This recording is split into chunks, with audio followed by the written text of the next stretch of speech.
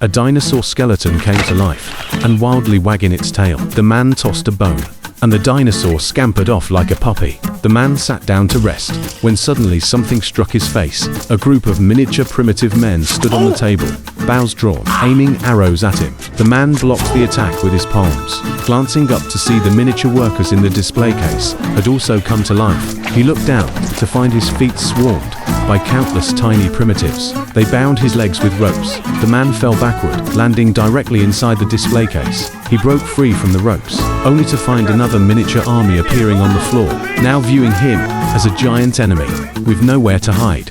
A hand suddenly reached out to him. The man climbed onto the savior's horse, escaping the chaos. Sunlight streamed through the windows, and the soldiers, primitive people, and dinosaur bones all returned to their places, as if everything that happened that night had been merely the man's dream. After losing his job, the man came to this museum and applied to be a custodian. The former custodians gave him a handbook containing all the precautions. It turned out that all the exhibits in this museum came to life at night and ran about. The man figured out the pattern.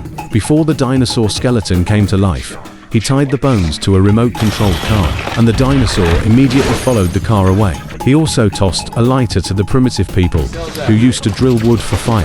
The soldiers, who had once attacked him, were locked behind a glass door by the man. The man slipped a piece of gum into the mouth of the chatty statue. With two tribes stirring restlessly inside the glass display case, he pulled their leaders aside to try and broker peace. By the time he returned, the entire hall had descended into a miniature melee.